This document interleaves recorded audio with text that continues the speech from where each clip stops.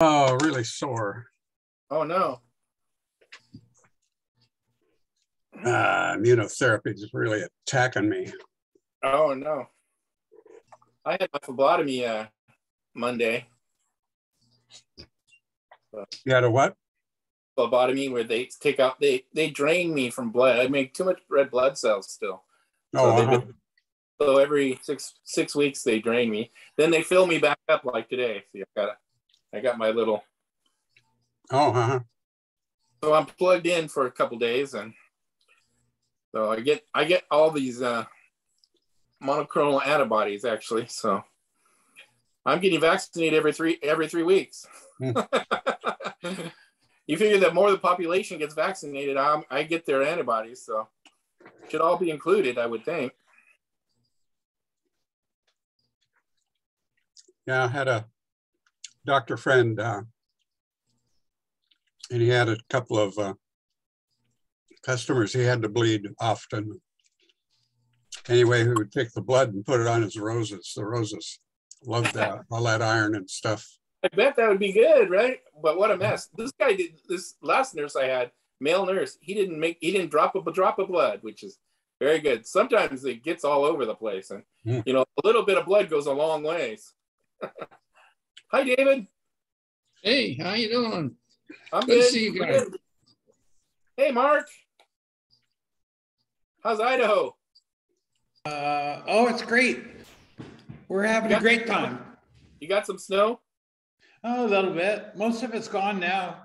We had about, I don't know, 6-8 inches a few days ago, but it's gone. Drifts are still around. But we're pretty much in a hold-in pattern about, I don't know, the high 20s at night, low 40s in the day. Mostly cloudy. It's sure been beautiful here. Oh my gosh. Sun's been out. It's been cold though, but not quite that cold, I don't think. But just I guess we found a place that we get quite a bit of inversion in the wintertime because we're so close to the Snake River. We're kind of low, and so we get some inversion here. And you could drive 2 miles away and be in the sunshine. Yeah, we've had a tremendous inversion here. It's been in the 40s here, and 57 up at Timberline. So the skiers are not happy. Yeah. Hi, Pat. Hi, how's it going? Good.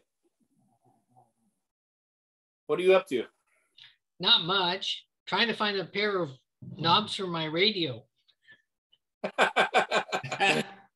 Some Catalin knobs? Are you looking for some Catalin knobs? Yeah. I gave you a lead on.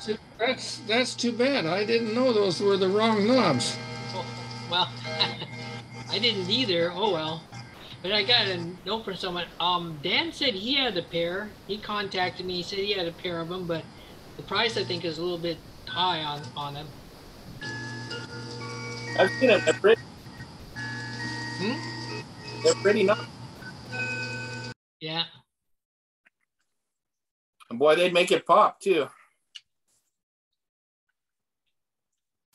So it makes sense because, Dan collects Arvin radios, so it'd be reasonable for him to have it since he likes Arvins and stuff.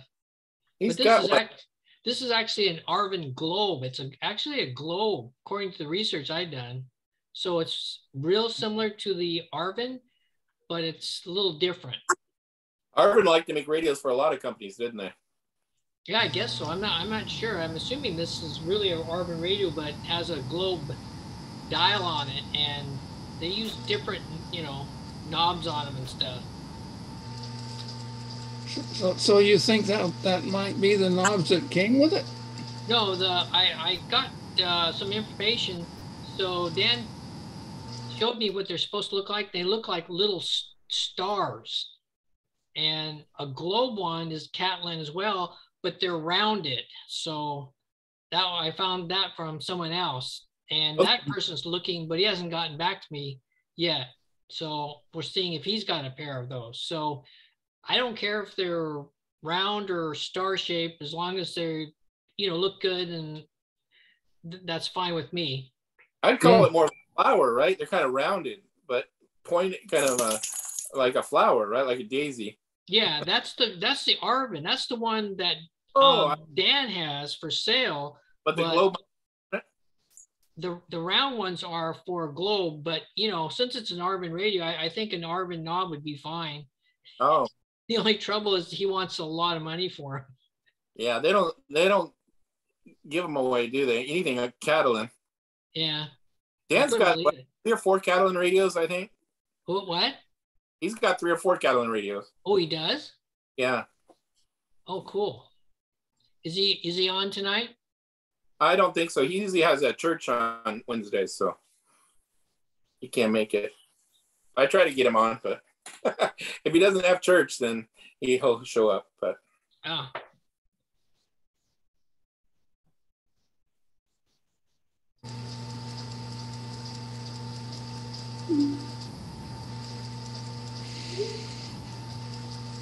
so, Franklin, do you know how much that collection of radios in the hotel, what that sold for? Oh, I don't know. I know the other one. He bought 53 radios, but he didn't. The other one that had them all over the floor. Uh-huh. You hear me? You've got some interference there. I don't know what that is. You're kind of breaking up. Yeah. What is the interference?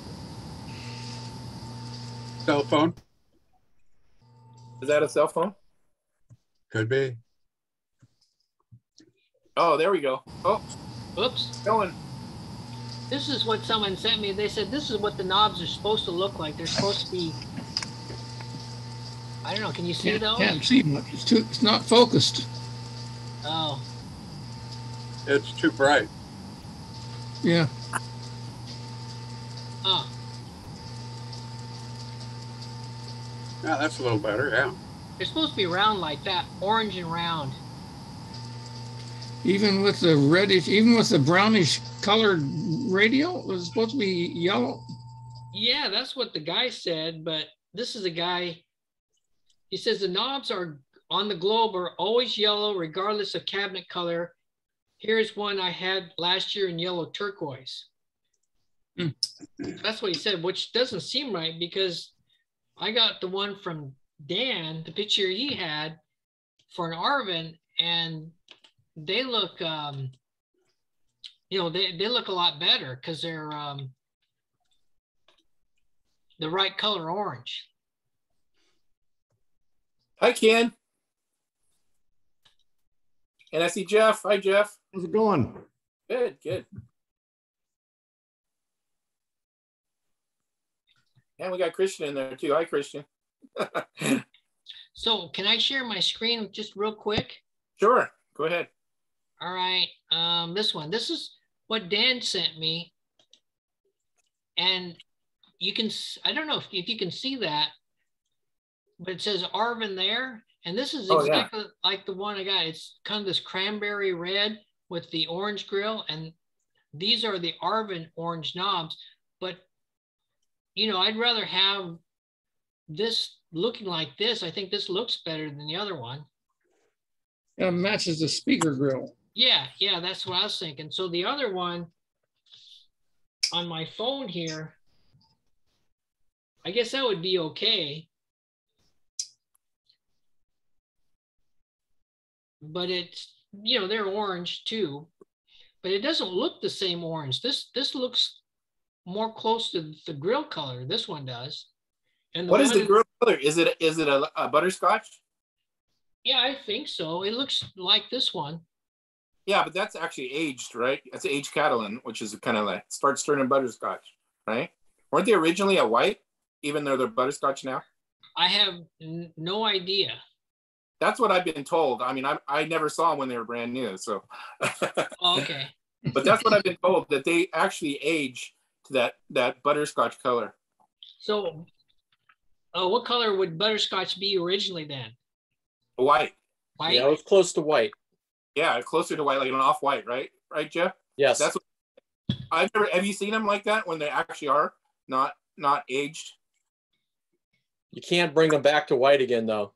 They're going to stay butterscotch. Well, this guy says that the knobs on the globe are always yellow. So is it possible that it was yellow and not white to begin with? So the grill is actually that orangey yellow color?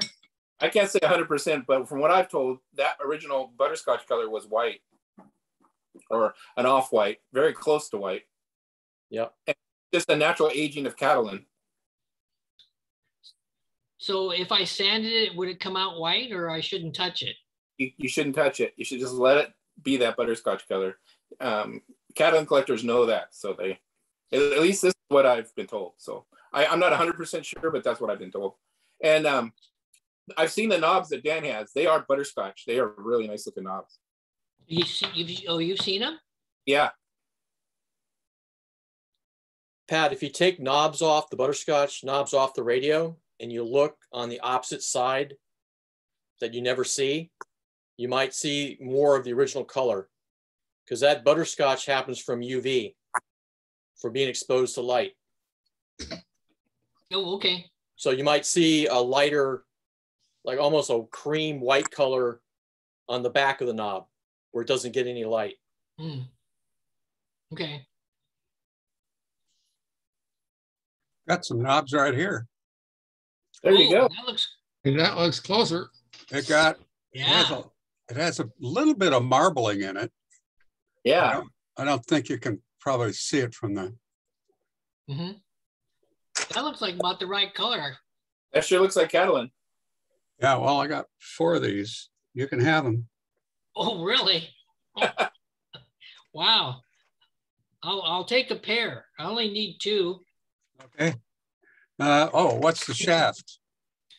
Oh, it's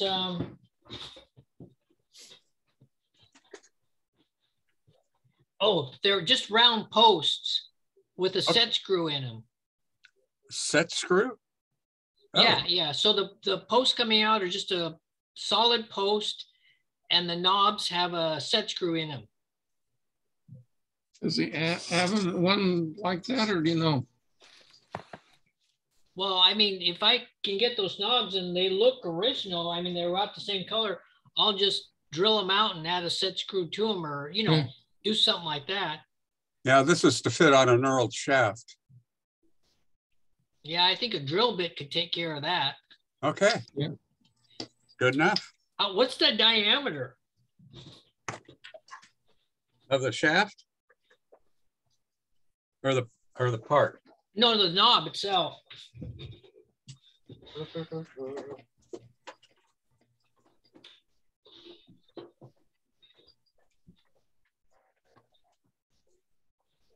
Hey, were you able to fix that scratch up on the upper left-hand corner? No.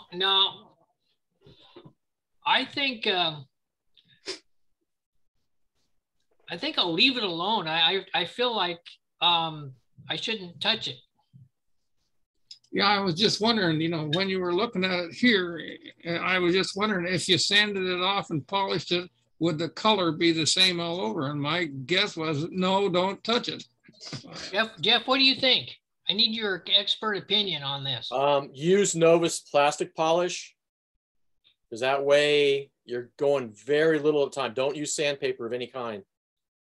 Okay, but there's I had a Motorola vertical grill Catalin radio that I got in a antique shop, and it was extremely dirty and oxidized, and it was a maroon color. But when I looked inside underneath it, it was marbled green. And after hours and hours of Novus #2, I rubbed it, and I took the oxidation off and brought the green back. So underneath, the Catalin, you're going to eventually find the original color, but you got to be careful, because if you go too far, you don't want it, some of those cabinets are thin. So if you're taking off like a 32nd of an inch or something, that might not seem like a lot, but that can make it more brittle. But it can't hurt to get some Novus 2 and a soft rag and wipe it down. You won't harm anything. And you might take a look at the color of the rag too, like use a white terry cloth or white sock, and you'll see the color of the sock will just be like, really dark. Okay. Yeah, I haven't touched anything like that. There's some nicks on the top here. I don't know if you can see them very well. That's just a little, yeah. You're better farther back. Yeah. Yeah. You might have to live with those, but like I said, Novus 2 plastic polish will really shine it up. Okay, I better get some. So the knobs are just over 1 inch in diameter. That sounds a little bit too big. At least the knobs that was on it were almost 3/4. Yeah, that might be, well, we'll see. See, that I'm not sure, but that might be stretching it to be that big. But oh well. If it's closer to this color, that would be great. Well, it looks pretty close from what I can see. Yeah. Yep. All righty. Well. Robbie. Sounds good. Hi, Robbie. Hey, how you doing? Good, good. Glad to see you.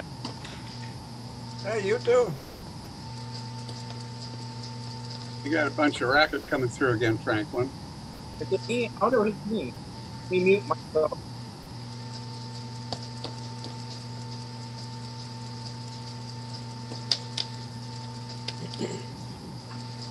Not me. Who is it? Oh, I don't know.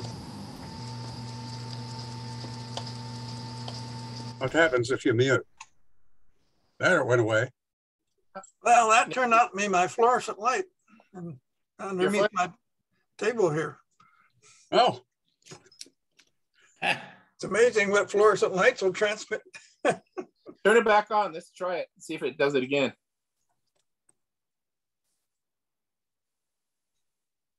No, it doesn't sound like it's you, Robbie.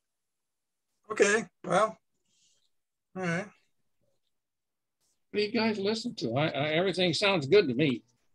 Oh, we're There's getting kind of a humming sound going in there. Yeah. I don't hear it on my system. I don't know. Yeah, it's all right gone. I now. heard it earlier. Hi, Mike. Mike's here. Jay's here too. Hi. Good to see you, Jay. So Franklin, what do you think about having an auction on like a first Saturday of the month? I'm up for it. Yeah, I think it'd be a great idea. I'm a little concerned about not having a buyer's, doing it for free, because that's kind of sets a precedence, for the club and stuff. But you're thinking of having people volunteer the cash for the $75. So there'll be a bunch of guys that pay for that $75 charge.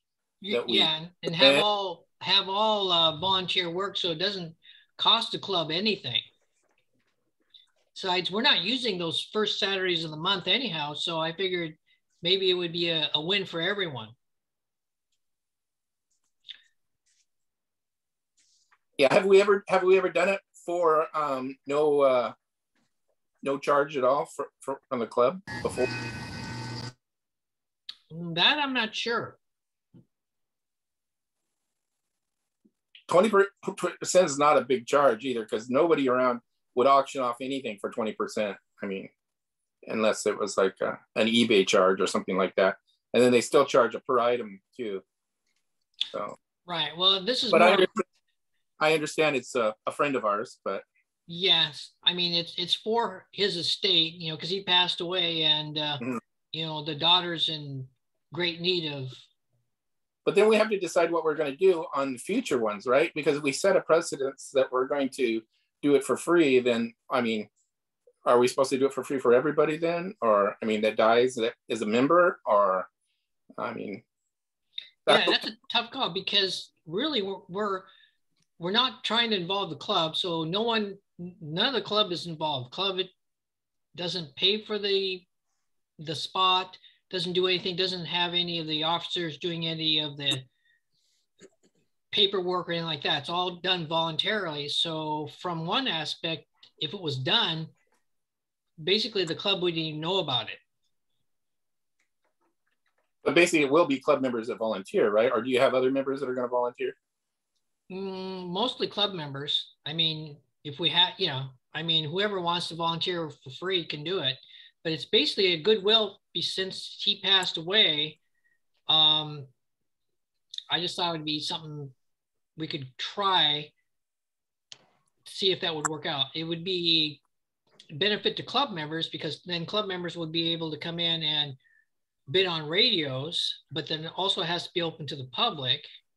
So, But that's like any of our auctions, though, right? I mean, that's not changing anything. So even if we had it at a club member time, or if we paid the 70, and matter of fact, if we actually pay the $75, the 20% might be less than the $75. I mean, I don't know how many radios they've got, but I don't know either. I just wanted to propose this. If it sounded like it would fly, then I'll go back to the estate and say, okay, well, we're willing to do this, but it's going to be all done without the club. Well, does the daughter, do they need extra money? Is that why that you wanted to avoid the 20%? Right. So the way things are going now, radio sales are kind of down. So when things are sold, people aren't paying much. And so this daughter inherited the, actually the father gave his home to the daughter while she was married to this guy. And so then they got divorced.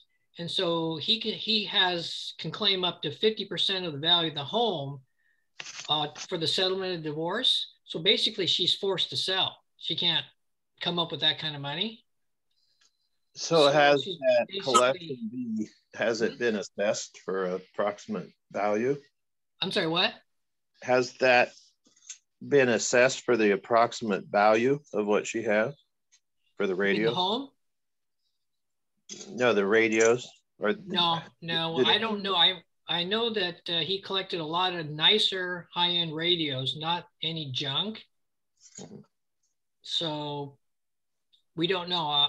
If this is a go, then I'll go back to him and then we'll want an inventory. We want to know how many radios, because we want to know what kind of time frame we're looking at. If it's it's 100 radios or if it's just 50, I don't know. But if we get the ball rolling, say it's okay to do it, but we don't involve the club, then pretty much we're hoping that all of the proceeds will go to the estate, will go back to her.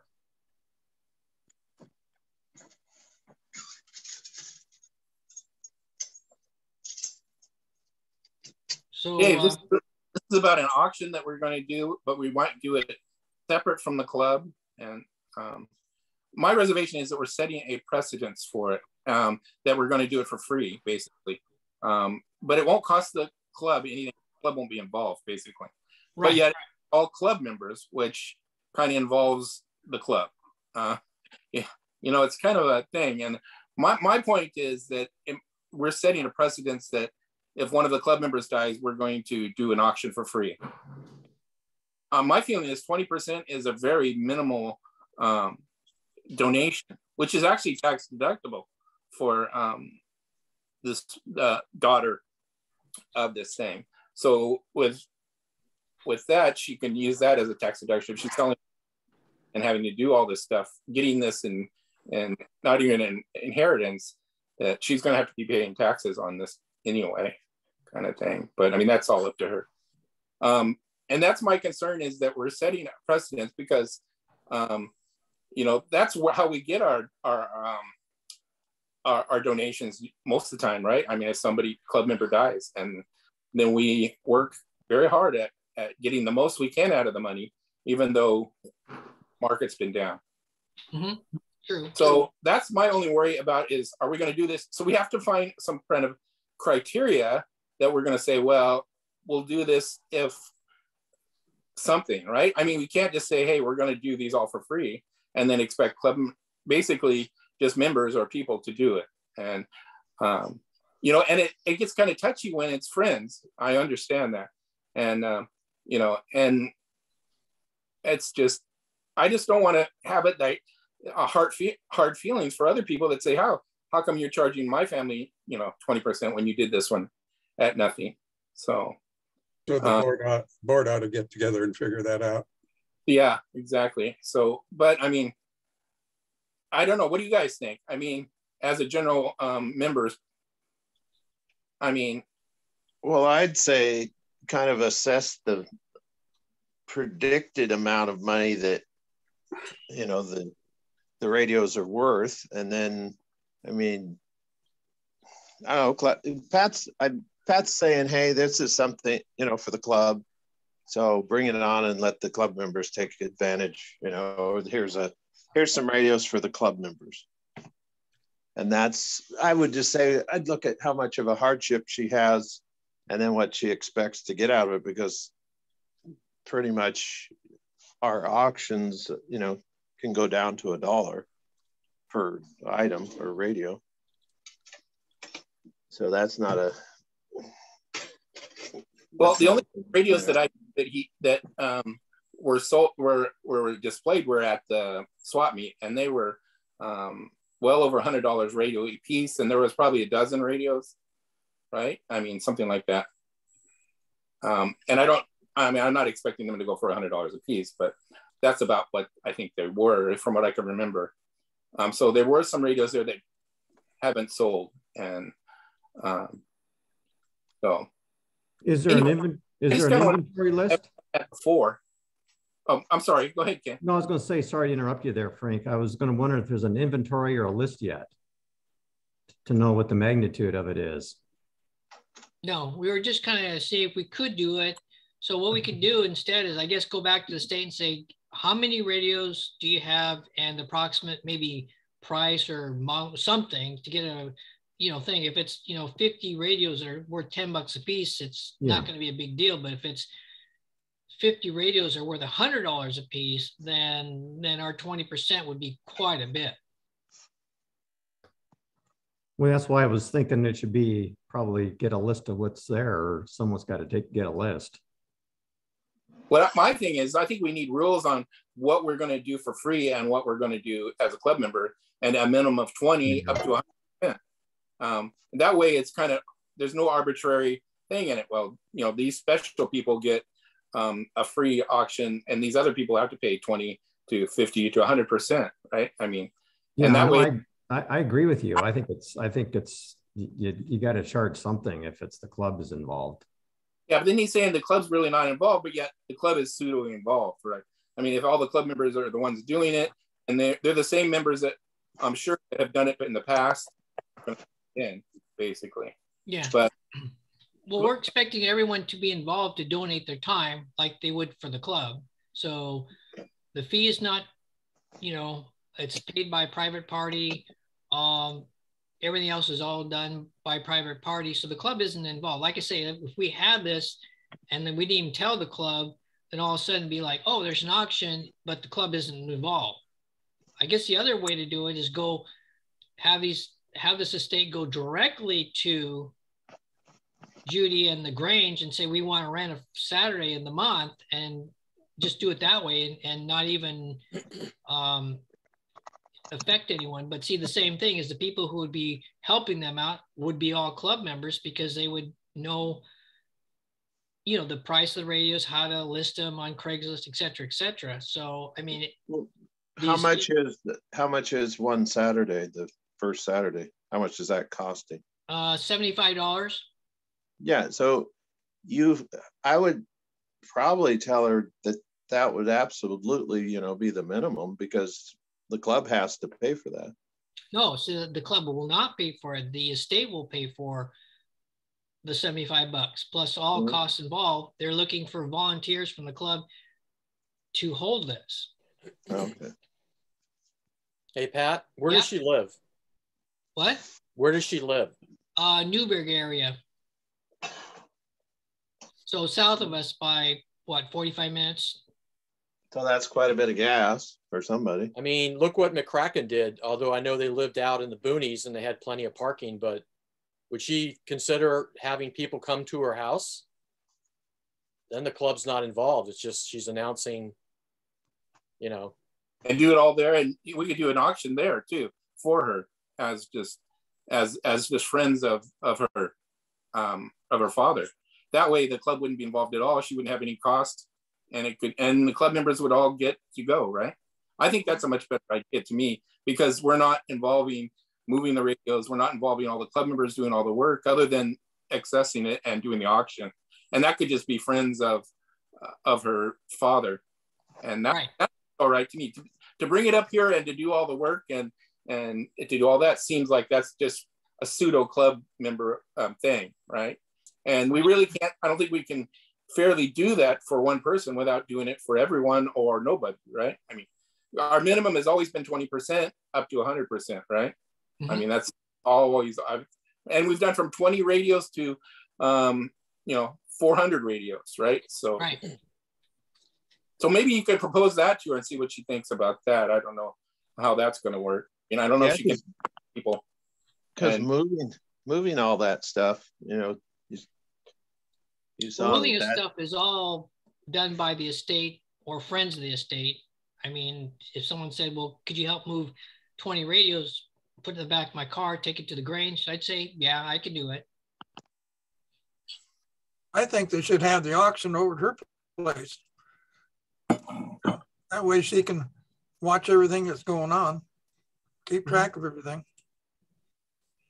Yeah, but the trouble with that is down south, you would probably draw better crowds if it was actually in or around Portland rather than, 45 minutes away.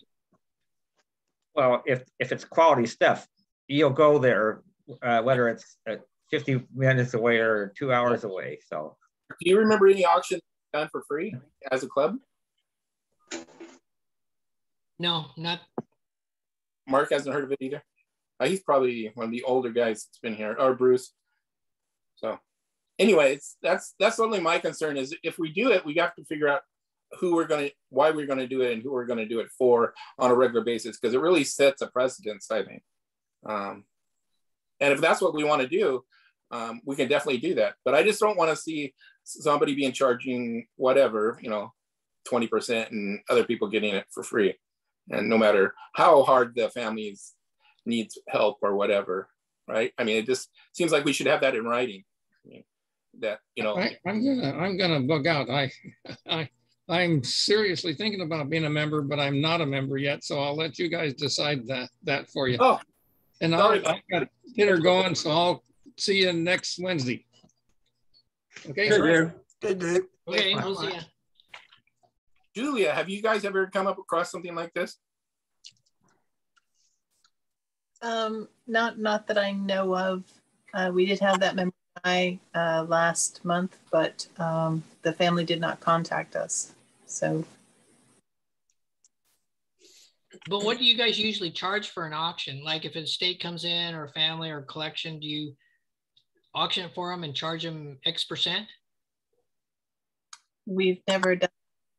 The only thing I think when people donate, we have an auction when we have so much stuff that people have donated, but that does not happen very often, like maybe once a year. And then we had a museum that we auctioned off items from the museum like 3 or 4 years ago, and that's it. We don't get a lot of donations or asking for help with estate sales.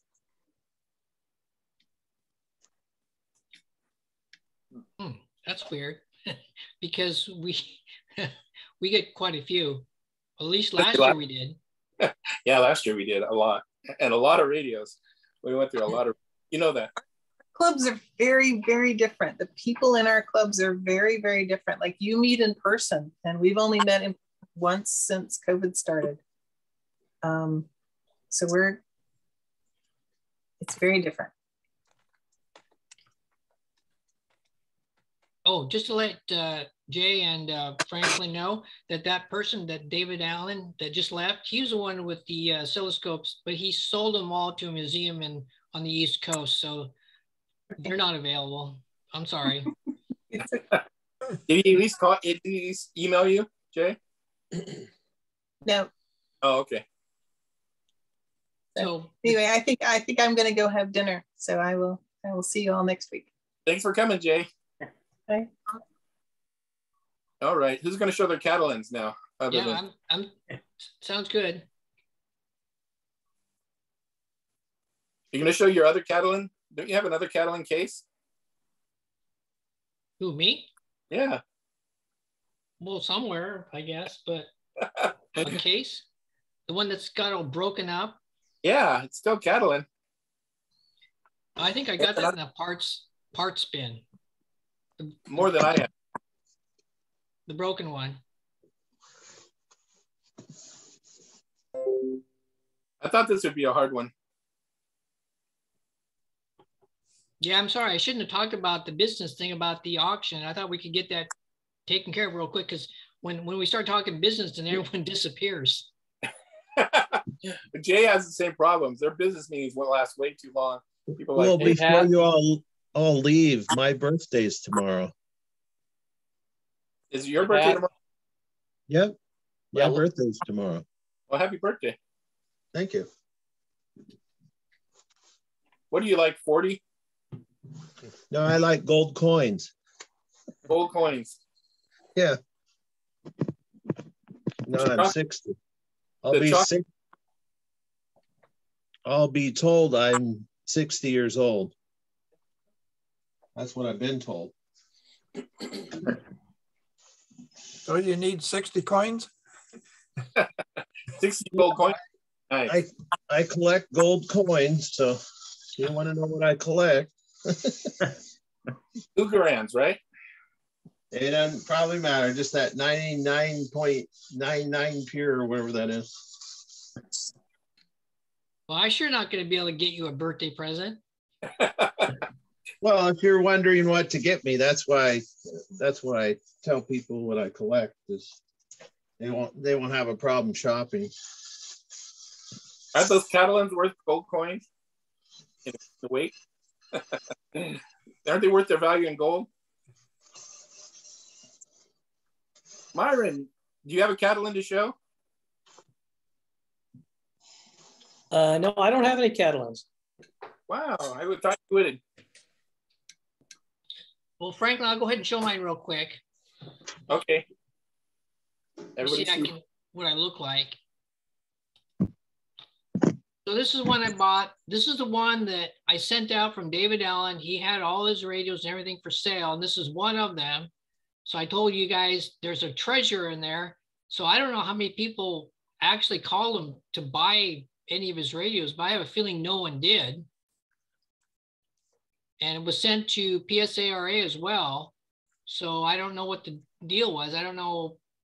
I think maybe I paid too much for this because, hey, it's got the wrong knobs, and maybe I was the only person interested in any of the radios. So, oh well. I did, but he never responded to my email. Well, yeah, but you just wanted the sell us. Oh no, you wanted the 2 transistor radios. Yeah. But he wasn't interested. He was interested in only selling the whole lot. The Catalin is too rich for my blood. Well, but it all depends on how much you have to pay. I want you to go into Goodwill one of these times and find one for $10. I do have a little story to tell about a Catalin, though. Oh, fantastic. Go ahead. One time in the late 90s, I was doing the swap meets, and people would call me up, and some guy called me up and asked me about this radio that he had. And he told me, you know, the model number and everything. It was a Stuart Warner. And I told him, well, you know, it's just a cheap little radio. If you want to come to the club meetings, then, you know, somebody could fix it up for you. He wanted to fix it up for his son, have it fixed up for his son. And so then after I hung up the phone, I looked it up, and it was a green Stuart Warner Catalin. I don't know if you guys remember that thing. It has a black grill on the front. It's a rectangular little table set, but it has nice green Catalin with black grills, vertical grills on it and everything. And so I was freaked out because I thought he's going to come to the club and then somebody's going to, you know, buy it from him for $20 or something. And so I got to the meeting real early. This is when we met over at the clubhouse in Oregon City, and got there real early. And he came in the door, you know, carrying that radio. And so I explained to him what had happened and everything. And so I fixed it up for him for, I don't know, $30 or something, probably. I mean, they're just AA5 radios, but the cabinet was real nice. It wasn't cracked or anything. And gave it back to him, and he gave it to his son, you know, for a present. And I don't know if it was a wedding present or something, but I was just all worried because I never got the guy's phone number, you know, when I was talking to him. And I had misled him into thinking it was a cheap radio, you know. So it turned out good, but I was afraid somebody else was going to get it for $20 or something.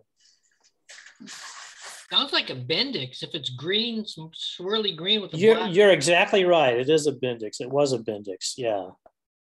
It wasn't a Stuart Warner. It was a Bendix. Yeah. It was post-war, I think, slightly. But it's green with the black. There's a separate piece of Catalin or plastic in front of the speaker that has vertical black bars on it. So it's a pretty nice set. So what was the value at that time when you figured out what it was? Oh, I think those were, you know, at least 300 or 400, something like that at the time. There were quite a few of them made, I think. But, you know, this one was in real nice shape. And so I was just afraid, you know, that I'd misled him and everything. So it was really nice to have him show up, and I took care of him, you know. So, turned out okay. Right, because the Catalin gets dirty and the front part, it looks like a plain Bendix without looking at the marbling on the side. Right? Yeah, it's just exactly the way it was, yeah. And so I didn't do anything to the cabinet. I just, you know, let him have it back the way it was. But he was real happy. Jeff, you have a Catalin story? Kind of. I sold my Catalin radio last year. $50 antique store find, put $100 into it, sold it for $3,000.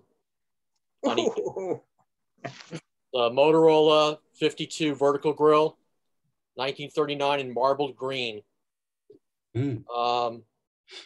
Estimated price was $4,500, but like you said, the market's down. I got a guy, art technology collector in Ireland, bought it. $3,000. So he was more of a interior designer kind of guy? He collects old technology that's artistic. Art Deco is his big thing. The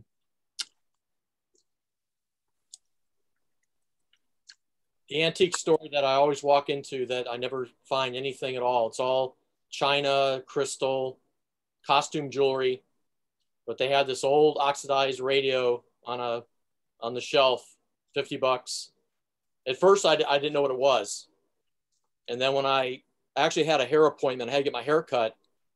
And they said, oh, you got to come back in like 30 minutes and we can take care of you. So I walked down a couple shops into the antique shop and I saw it. I took a picture with my phone. And then while I'm in the chair getting my hair cut, I'm Googling, you know, Motorola, this radio. And I see the price, you know, $4,500. As soon as my haircut was done, ran down there, bought it. And then I said, probably can't lose. Even if I sold it for $400 or $500, I'm still winning. Yeah. Like I said, it took a lot of work. I restored the chassis and polished up the cabinet, got all that green back. And there was no cracks, no nicks, scratches, anything. It was perfect. What was the model number? 52 vertical grill. There was 3 they had in a series. It was 1939. They had the circle grill, the vertical grill, and what was the other one? Circle, vertical. No, I forget what the other one was, but there's 3 models in series. The green is the most popular, sought after color. And it was beautiful. It was like look at marble, 3-dimensional. The light went through it. It was just, but yeah, when I saw the price, I put on eBay and it was there for a few weeks. You know, a lot of people asking about it, trying to lower the price. And I really didn't want to sell it. But when that guy came by and made the offer that I was asking, I just said, yeah, I got to let this thing go. My wife was happy about that. And I'm sure you packed it up real nice for him, right? Oh, yeah. Yeah, it had to go to Ireland. So yeah, double boxed it. And yeah, the box was huge for such a small radio. Good. But, you know, a lot of those Catalin radios, if you ever find one and you want to flip it or something, you really don't need to restore the radio. The value's in the Catalin cabinet, really. Uh-huh. I see people selling the Catalin radios where the radio is not even working. It's all rusted and, you know, it's in bad shape, the chassis, but the cabinet looks really nice. They get big money for it. Yeah, it's a cabinet. And you can actually lower the value, right, by restoring it. A lot of these guys want them unrestored original, and no matter how bad they are, which is a bizarre thing. But yeah, all I do with mine is just replace all the wax capacitors, and I actually sent it to the guy and said, if you want these are what were in it. I just wanted to get it working, you know. Mm-hmm. Actually a nice radio, but man, that thing got hot. You know, the top, it had some glue at the top on the inside. So it must have had some asbestos up there that was removed. Mm. So I was thinking, if you're going to play that for hours and hours, you got to put something there, maybe a piece of metal or something to kind of absorb the heat, or something to insulate, because it gets really hot on the top. And you find some of those Catalin radios, you'll see like a burn mark above some of the tubes that get really hot. But I think this guy that bought it in Ireland, I think he just stuck it on a shelf. I don't think he didn't even ask how it played or anything. He just wanted that cabinet. Yeah.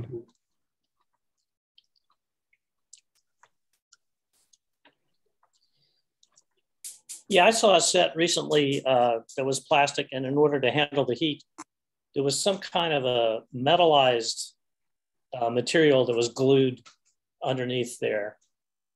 So it was like you know, just paper with aluminum foil pressed on one side or something.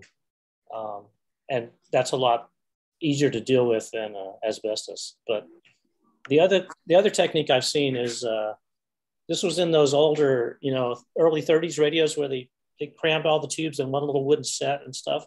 Sometimes they would put a metal cover over the actual set so that the heat would, you know, exhaust out of the back because they were so hot, especially with the older tubes.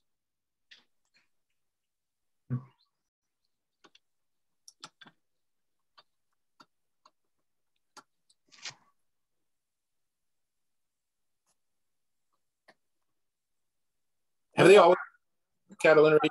They seem to be the upper, like the Fedas, the you know, the nicer radios. It must have been hard to make them marbleized like that. Does anybody know? I know that Catalin was used a lot of really wicked chemicals to make that stuff. Used formaldehyde and a bunch of other things. But with Catalin, like once that surface oxidizes, if you can get that oxidation off, you get down to the original, you know, get down to layers. I mean, if you sand off some Catalin, never sand it, but I'm saying if you polish off Catalin, it just keeps getting thinner and thinner. But the further down you go, the more to the original color you're going to get, because the oxidation's from UV light. It could be just somebody had it on a shelf and the light came in through the window, you know, for 50, 60 years or something, and just oxidizes the Catalin, but it's only the top layer of the Catalin. So if you can get that oxidation off, you get back to the original color. But you got to be careful. Some people go too far and then it gets really thin and it gets brittle. So you really just want to do as little as possible just to get back the shine and some of the color. I heard too that when they made, so Catalin was like, once World War II was over, the Catalin industry pretty much was over because they had developed plastics to replace it. But I heard that, you know, they use Catalin for, you see it a lot on like cutlery, like silverware, you know, that butterscotch color for the handles, hair barrettes, combs, all kinds of different knobs and things. It wasn't just radios. But I heard that when they cast the Catalin into those molds, there's like a 20% failure rate. One of the failure rates was like bubbling. You get like a bubble, and then when you pop the item out of the mold, the bubble creates a cavity. And, you know, once it comes out of the mold, if it's not correct, you got to throw it out. So Catalin was kind of an expensive process to make. And there was a lot of failure rates when it came out of the mold. Did it shrink a lot? I think it does shrink, because I've heard people talk about they can't get the chassis out of the cabinet. Mm-hmm. And then I think there's people said you can put it in an oven at like 130 degrees, you know, just kind of a upper warm temperature for like an hour or something, take it out, and then the Catalin actually becomes soft. I mean, soft enough where you can pull the chassis out. Oh, okay. But yeah, I've heard people say they can't get the chassis out of the cabinet because the cabinet shrunk around it and it's keeping it in. And I've heard that you don't want to tighten up the hardware too much either. You want to let it be able to move. Right. I remember somebody, a guy named Kevin in Vancouver used to joke about that. Yeah, people have those up on the shelf and you hear a little snap, pop, and there went their $2,000 radio. Yep.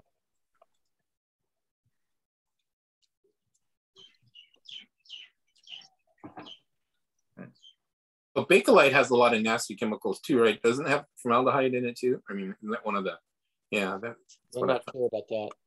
I think so. Because it smells like that, right? I mean, that's one of the ways to rub it. And if it smells like formaldehyde, that shows you that it's Bakelite compared to Plaston. Yeah, it's too bad Sonny wasn't here. He knows quite a bit about, you know, Bakelite and Catalin Radios. Did anybody hear the story about Bakelite, how that came to be? So there was a guy named George Bakeland who came here from Germany, and he invented a photographic paper. And he went into George Eastman and at Kodak and told him, you know, that he would sell him this photographic paper. And so they cut a deal, and Eastman gave him like $1 million for the rights to this photographic paper. And the guy came out of the negotiation saying, you know, he was willing to take a lot less, but he took $1 million. And this was like late 1800s. And then he took that money and he founded Union Carbide, and their first product was Bakelite. Oh, be darned. And that was named for him, Bakeland. And it was used in electrical equipment for a long time before it became cabinet material. I thought the reason why they used Catalin was, you know, it was, of course, the ID was good, right? So it had the look, but it was also, I thought it was a relatively inexpensive process for making a cabinet relative to the, you know, the work it requires to, I mean, you get a single piece as opposed to a wood cabinet where you have 30 or 40 pieces that you put together, you know.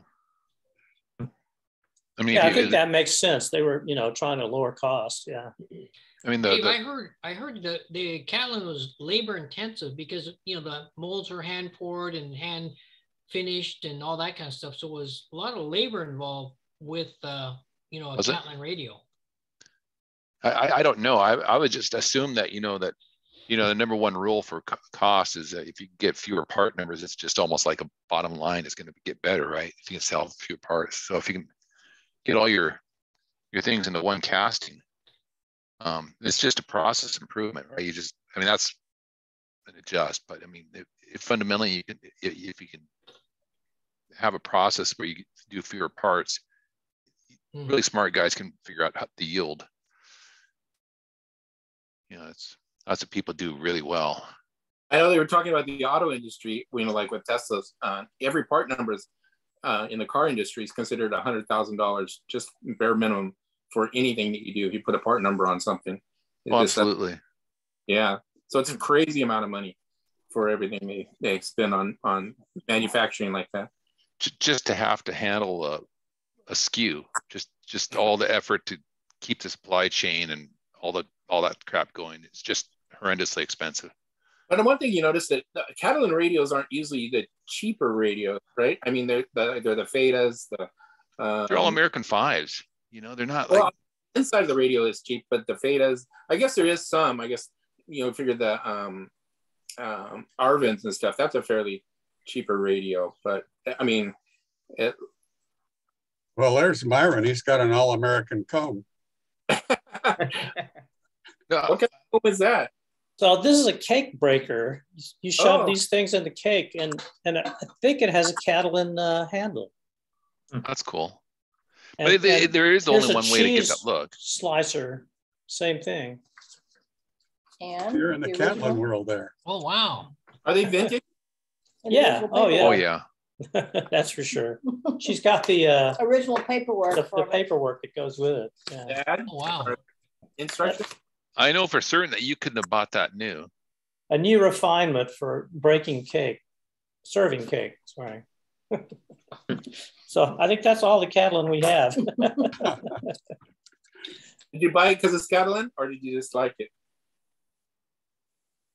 You're muted. I'm sorry. Did we buy these? Yes. Yeah, she bought them. Yeah. At an antique, at an antique place. Yeah, that's what I was saying. You couldn't have bought those new. No, that's for sure. Sears or something like that, right? So. Well, how do you tell it's Catalin? I don't really know. I mean, the only other thing it could be is some sort of a plastic or something, but it's got a real deep coloration in it. That's not how they're built in the antique shops. I'll just tell you. You can say yeah, that. I mean, there's a butterscotch version of this stuff too. Well, and you've seen it in silverware, handles and silverware too. It's the same stuff, but I don't know for sure if it's Catalin or not. That's how it's built in the antique shops, I'll tell you right now. Yeah, she says the antique stores say it's Catalin, yeah. So Myron. That's bone, isn't it? Catalin. Well, that's Catalin. I'll be darned. Catalin knife, huh? Your carving set. Wow. You're looking about half dangerous swinging those things around, Jeff. Yeah, I know. But you got fork. Wow. The knife sharpener. Oh. That's all Brandsy Newsy, right? Or is this? This is really old. This is oh, it's in great shape. The case is really beat up, and it's an amazing shape. I mean, that chrome steel is not scratched at all.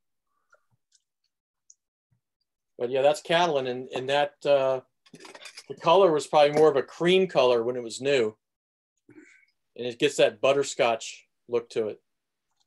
That's cool. That is cool. So Jeff, is there any way to tell if it's Catalin? I mean, like. I think most Catalin, when you look at it, you can look beyond the surface a little bit. Unless it's oxidized, then if you get it to its shines, it almost has a three-dimensional look to it. Whereas plastic is kind of just, you look at the surface. Yeah, it's just plainer. And I think if you take a soft rag and some polish and you rub Catalin, you're going to get that kind of a yellowy, light brown color on the rag. Does it smell like formaldehyde too? Has no smell. Like if you rub it and see if it smells like formaldehyde. I was reading the instructions about the cake breaker, and it actually says the handles are made of Catalin. Oh, wow. That's cool. Cool. Myron, is this the radio you're talking about? Oh, yeah. There you go. I think so. Yeah. Yeah. Wow. It's been so long, I'd forgotten the details of it, but yeah. That's a Bendix? Yeah. Yeah, it's a Bendix. Wow, it's beautiful. It's a 526 Bendix. Yep, that's what it was. All right. The front of that cap, the black part, or just the green?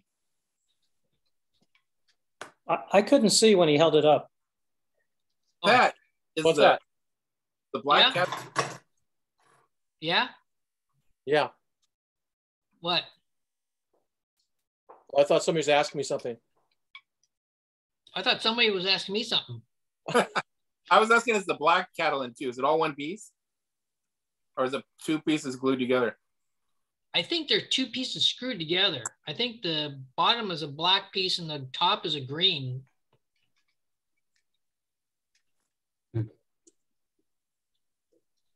but I don't know. I haven't taken it apart. I don't really want to take it apart.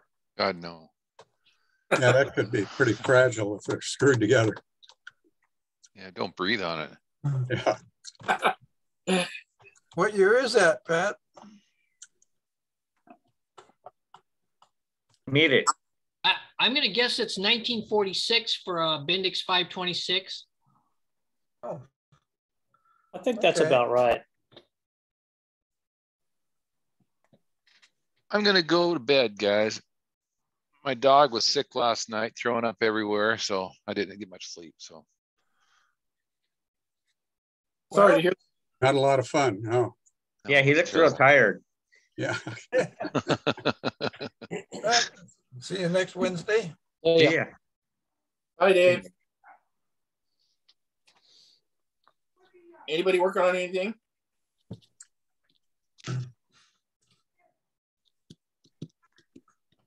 Any show and tell? So Ken, how are the radio stations doing? Well, they're doing pretty darn good. We had some problems about 3 weeks ago with our studio to transmitter link for the Kissin station. So we were running remote from a computer up on Mount Scott. Oh. And it was, the computer was doing all the programming and automation up there. And we can log into that computer and, you know, update things, but it wasn't, still was missing a lot of the studio stuff that we usually have going on. So is that part of your hiccup? Sometimes I've heard it hiccuping, you know, like yeah, missing packets or something. Yeah, because we're using, you know, the studio for Kissin is actually, and the guy's name is Dave, Dirty Dave. You probably heard of him. Oh yeah. But it's in his basement. Mm-hmm. So we got to get the signal up to Mount Scott. And there's no line of sight from his place. So we pretty much got to just use the internet. So we've got a lot of we've had a lot of problems with Comcast, which we're using. And then up on the hill, there hasn't been any internet to get to the transmitter site. So we've been using wireless. Oh. So there's a lot of, you know, packet losses and things like that that causes a lot of that dropping, and you get it delayed and some weird echo sounds. Gotcha, yeah. But, you know, we're trying to get, in fact, these next couple of weeks, we've got backup DSL line we're going to be putting in up there. Hopefully we could be able to switch between the two.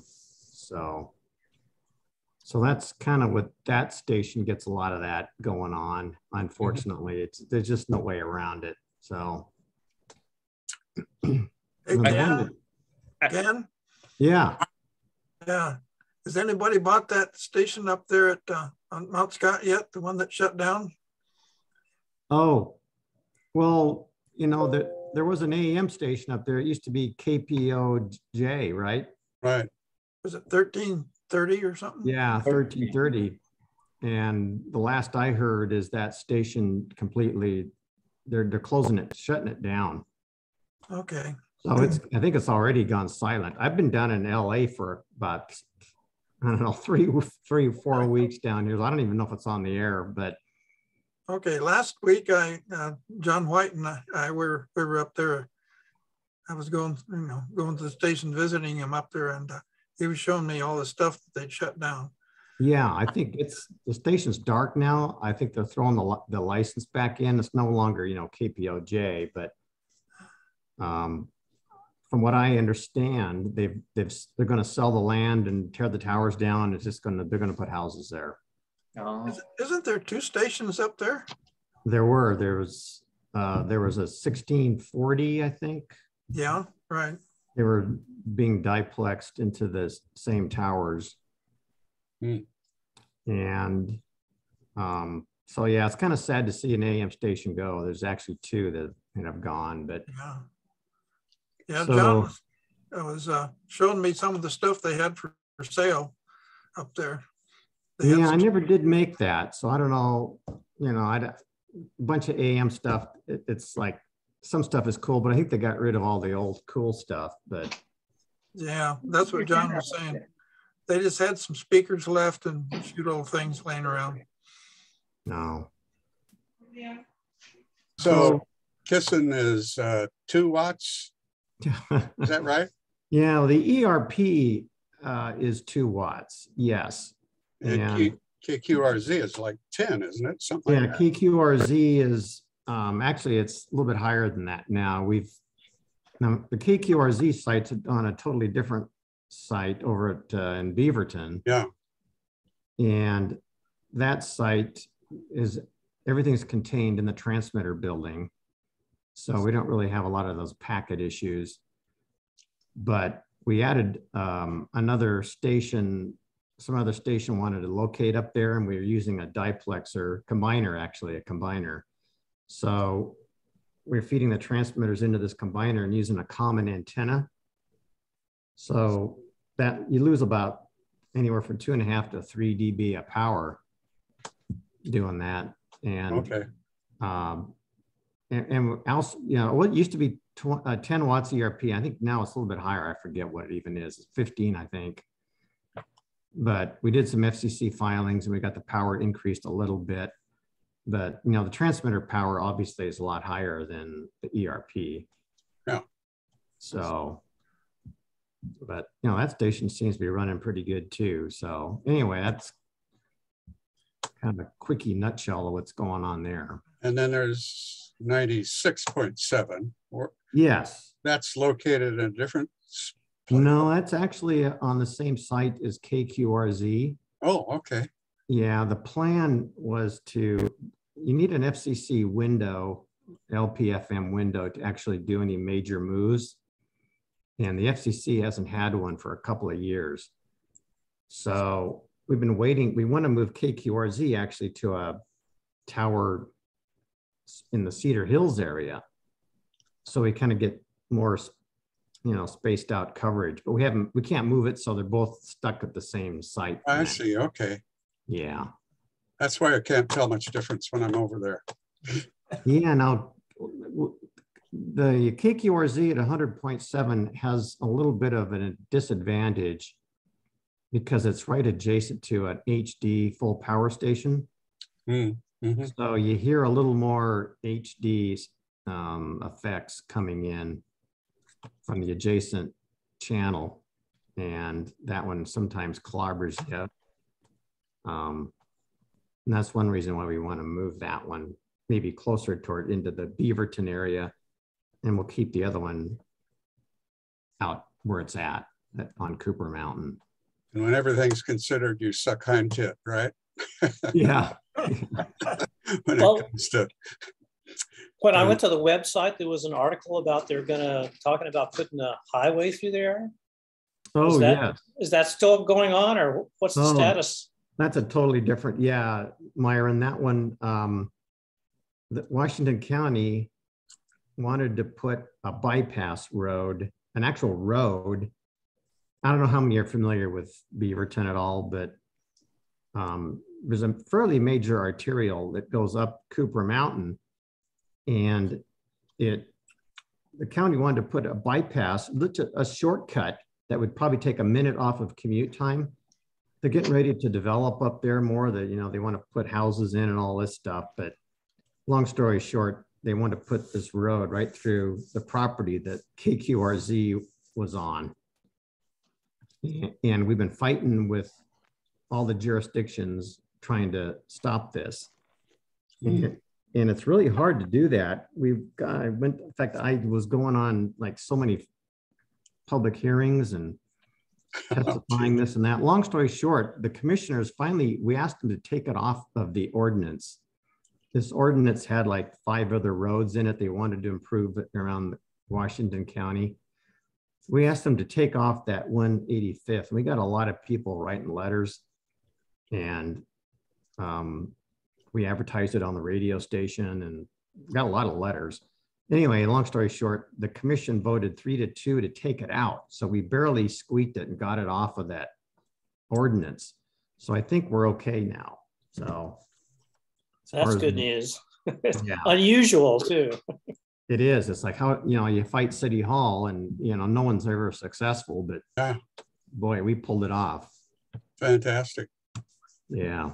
Any idea how many listeners you actually have? It's really hard to tell. I would guess, yeah. We look at the stream sometimes, we can tell how many people are, like there's sometimes 30 people on the stream.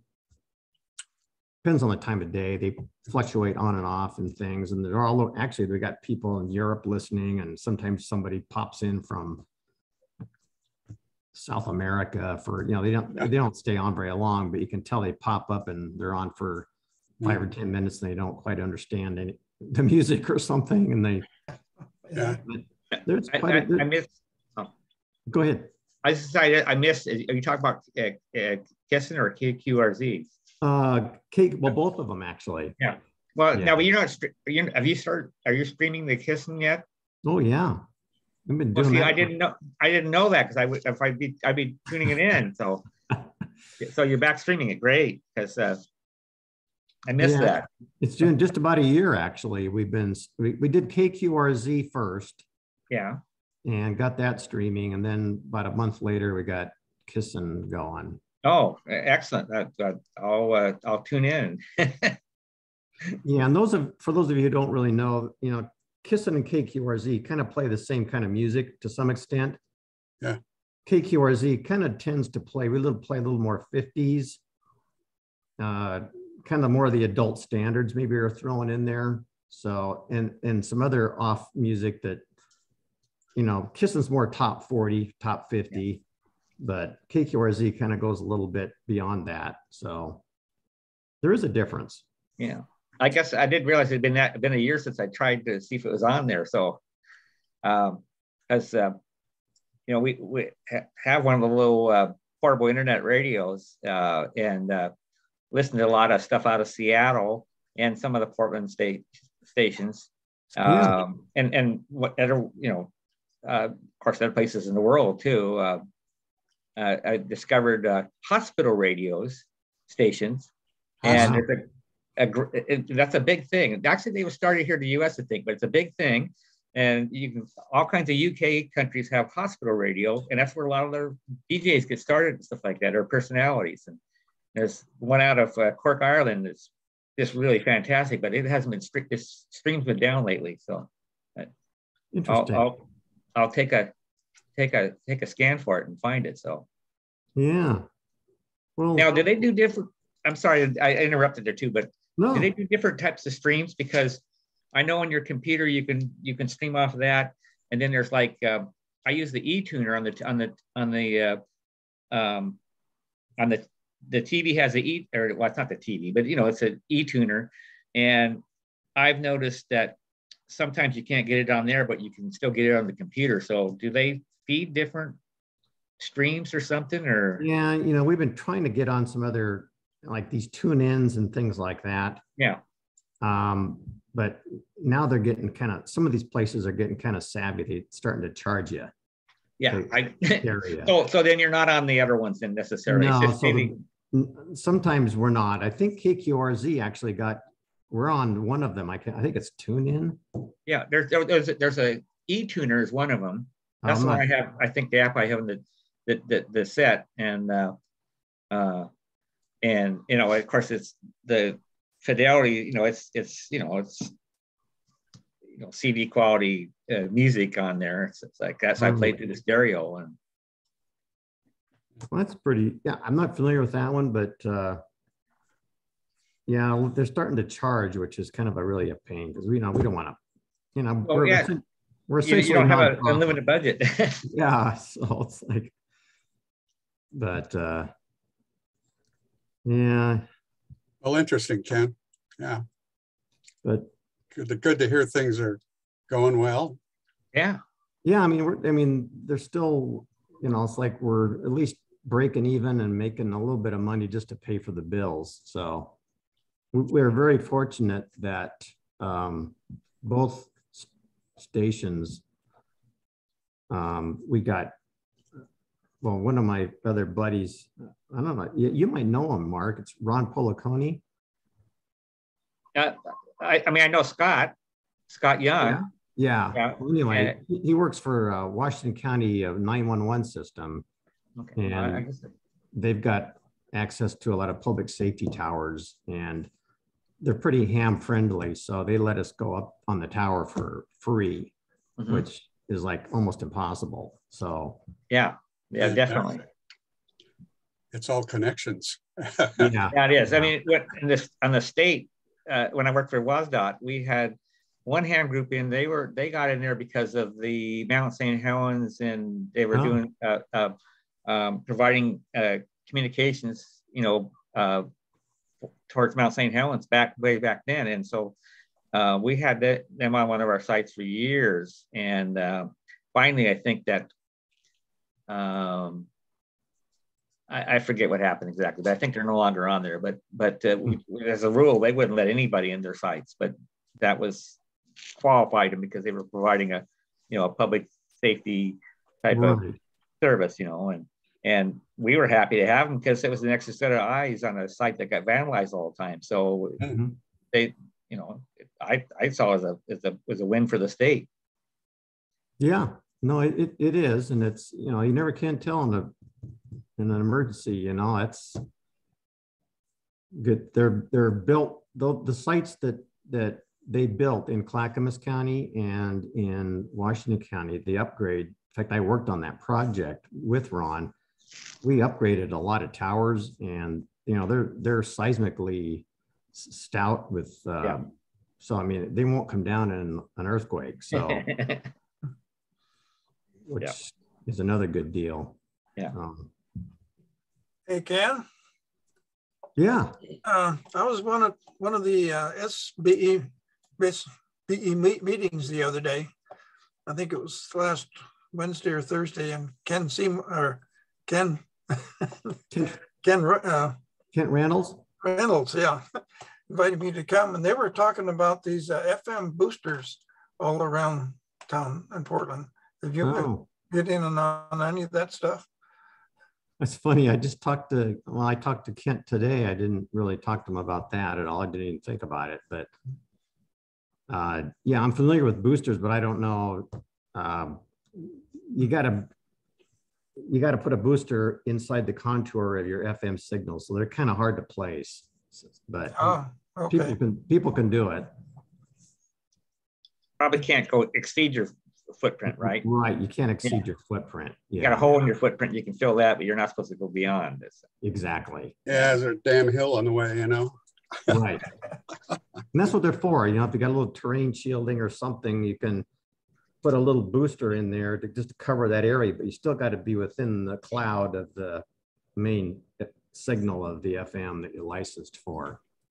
Okay, because the meeting I was there, they had this big 70-inch screen of all of Southern Oregon and Seattle, where they were putting all these boosters in the Seattle area, around the Bay Area and stuff, where they said that they had some places where the people couldn't pick up the signals.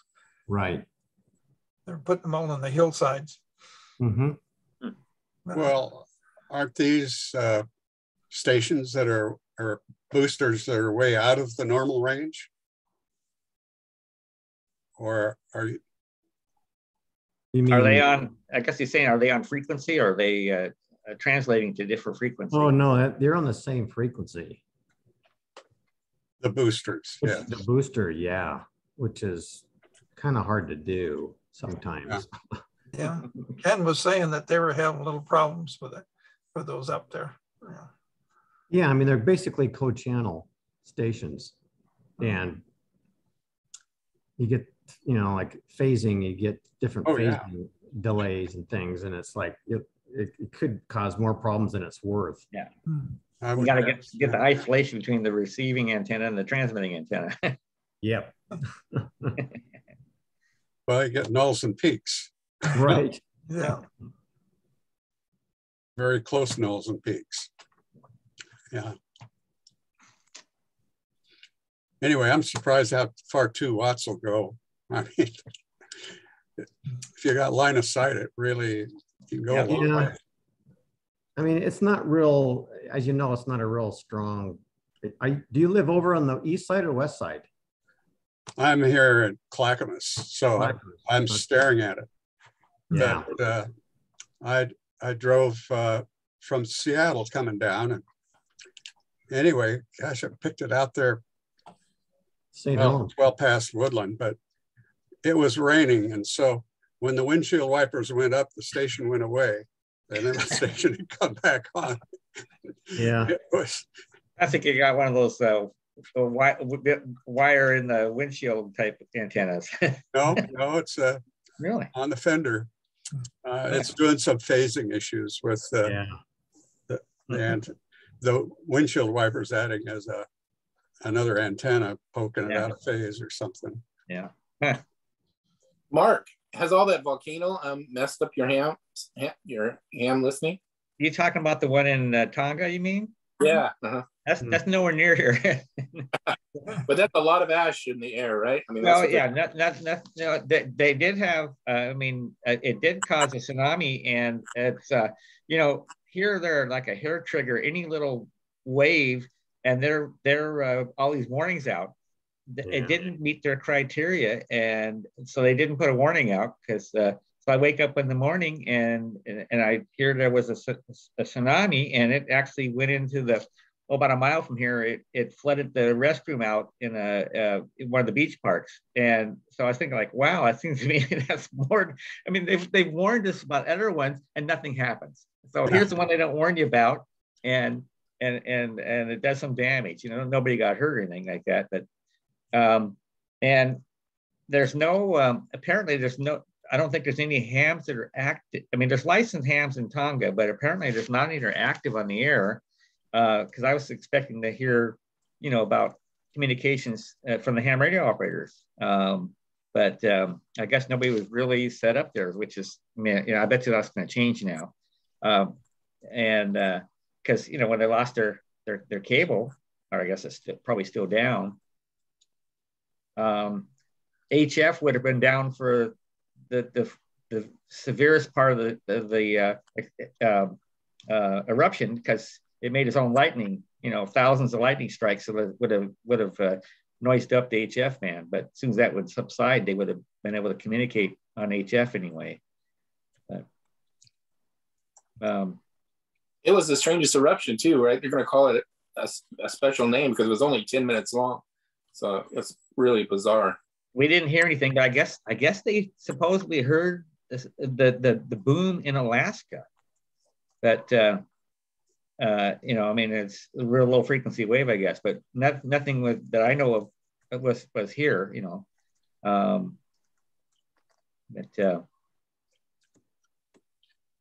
there's a lot of Tongans that live here in Hawaii. In fact, that people built my rock walls were Tongans.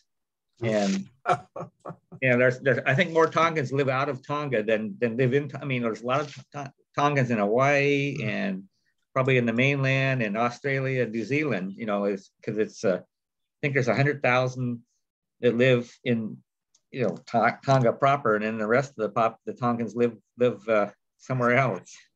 That was pretty impressive. We saw it on TV where it come right straight out of the water, out of the sea, and started spitting up all that ash and stuff. That was and then there's some of those internet deals where where YouTube's where you could hear the explosion. it clipped the audio. So it's a big explosion that just cut right out. Wow, so.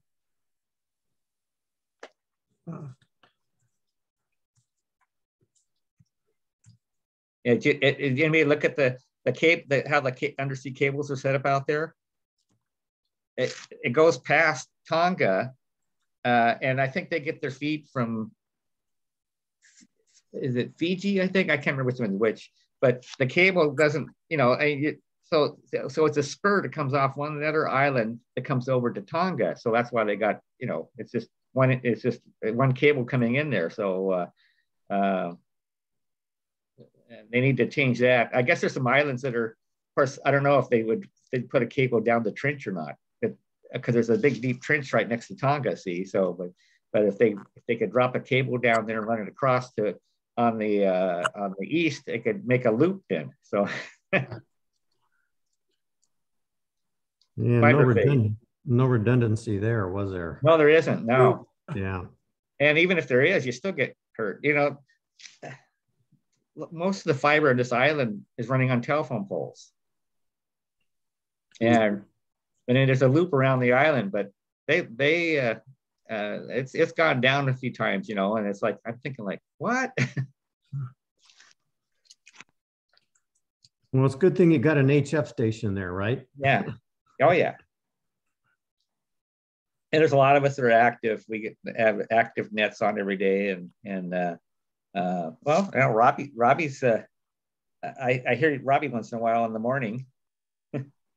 Yeah, I get on your net in the morning. I get on there on Thursdays and Tuesdays, or Thursdays and Saturdays. That's when Liebert's on. Yeah. Where is that? I usually don't hear you guys too well though, because I'm sorry, Liebert I can't usually hear too well because he's on the other side of the island. And you know, it's so I just usually hear him quite weekly when he's on. What band? I put in the chat a link to a submarinecablemap.com where you can see where all the submarine cables are. I'm not sure where exactly Tonga is, but you can probably figure out if you know where the island is. Yeah, it's down towards New Zealand, Australia. I think Fiji. Fiji looked like about 300 to 400 miles to the west. Yeah, that sounds about right. Yeah, and that's where I think the cable goes to Tonga from Fiji, I believe. I saw one of those the other day. I was looking at that. Ken, you were wanting to know what frequency it was? Yeah, I think, yeah, he said 20 meters. Is that right? Yeah, it's 14,268. Oh, yeah. Okay. Yeah, what time in the morning there, Robbie? Well, my time, I can hear him at 9:30. Okay, yeah. Which would probably be about. Well, 7:30 would be, yeah. It's, you guys are 2 hours difference right now, so it's 7:30 my time. But usually you guys are, I mean, most of the year you're on at 6:30 in the morning, which is dark o'clock for me usually. Yeah. But he comes in 5.9 every time. Yeah. I think he's running 1,000 watts. Yeah, I think so. Yeah. And they can hear him. One of the guys clear over in Wisconsin was saying that that guy named George over there, it's got all thousands of pieces of equipment. Yeah, I fixed one of Liebert's amps. Yep. And we got the noontime net here that comes on at 10 until about 1. It's on 40 meters. Yeah. So I don't think you could probably pick up 40 meters from there, could you? No, if I have to go back sometime when I think settle down and fix my remote at my brother's house. My remote rig modem is it just doesn't it won't stay running. So I bought a replacement, but I've got to go back to swap it out so I get the thing working right. So okay, I rigged up a dipole in my yard, and it's up about 100 feet on this tower I built, and the legs go out about 65 feet on each side, and I can pick up all kinds of stations clear over almost in Colorado. And what's your tower made out of? It you have 65-foot spread in your legs. Yeah, it's got a 3-foot. It's a triangle tower. Yeah. It's a round. Yeah. And it's real wide at the bottom, but it goes up 100 feet. And I even have my HF antenna on top of the well, you say is this a tapered round tower? Yeah. It starts real big at the bottom, and then just as it gets towards the top, it's sounds like something we ran in the state. Yeah. But it's about 1.5 feet wide at the top. Yeah. And on top of that, I have my HF antenna on top of that. So it works real well. Because I can pick up Liebert real easy. He says when I'm talking to him, I'm running, I got one of those Marathon 500s. Mm-hmm. And he says he can pick me up with a 5.9 over there in Hawaii. So it's got a good propagation between here and Hawaii. Yeah, I've heard you before too. So okay. Yeah. But I have to use my remote because I got so much noise here. I can't hear you guys. Usually here at the local at the house here, there's so much noise. Even at 20 meters, I can't hear you. But the remote, I have a remote down in Ocean View, and actually have a beam up now of 30 feet, and I can copy you guys off my remote real good, but not real strong sometimes. But anyway, I'm up on that place at Mount Scott that Ken was talking about. I'm up about 800-900 feet from the floor. Oh, wow. Floor. I'm just almost maybe a quarter mile from that radio station up there. And so I've got a lot of height for my antenna. Yeah. So I can get across all the way to the east and all the way to the west and north and south. And so it works out pretty good. Candy, you should get on HF sometime. Yeah, definitely. I definitely do. I've been, like I said, I've been down in the LA area for about a month or so. So I'm kind of. You're in the warm 5G. Yeah. Yeah, the nice warm weather down there. Huh? Yeah. We had those Santa Ana winds coming in here last week, but it wasn't too bad, but nothing like up north. But so this a little vacation or is this business? Well, I've been dating this girl for 6 years and decided I better get married. So I'm down here. We're setting that stuff up. Oh, wow. Getting engaged again. So congratulations. So that's what's taken me a little bit away from my normal QTH. Well, it's a little relaxing then, huh? Yeah. Yeah. So that's my excuse. Well, sounds like a good excuse. Right. Looking at those cable maps, you see that there's 6 cables that are terminated in Hillsboro, and they're down here on Evergreen. There's a building there that's kind of unmarked. And then across the street, there's a building that's unmarked. That's an NSA facility, strangely enough. That's where they, right next door, huh? Yeah, that's where they put the splitters on the fiber. Wow. Yeah, don't they call that a drop and insert or something like that? It's all that stuff that what's his name told us about, the guy who moved to Russia. Snowden? So yeah, it's all the stuff that Snowden was talking about. They're recording everything, right? Yeah, the NSA just taps the cables right there next to the building. How convenient. I wonder what they. Oh. I wonder what they're going to do when Elon gets his satellite system going. Yeah, that's going to change the whole works. There won't be. Still has to have ground stations, though, right? Yeah. Well, it does, except that I suppose yes. I suppose you're right. I guess it depends how many ground stations they're going to have, though. That latest rocket, did it set up like 49 satellites? Wasn't it? Something like that? I thought they took like, I'm thinking 60 something in a trip or something like that. No, they didn't launch, right? They didn't. I think they just launched a Falcon Heavy or something like that. Yeah. Well, I think the whole concept is they're going to have so many of them, and I guess that the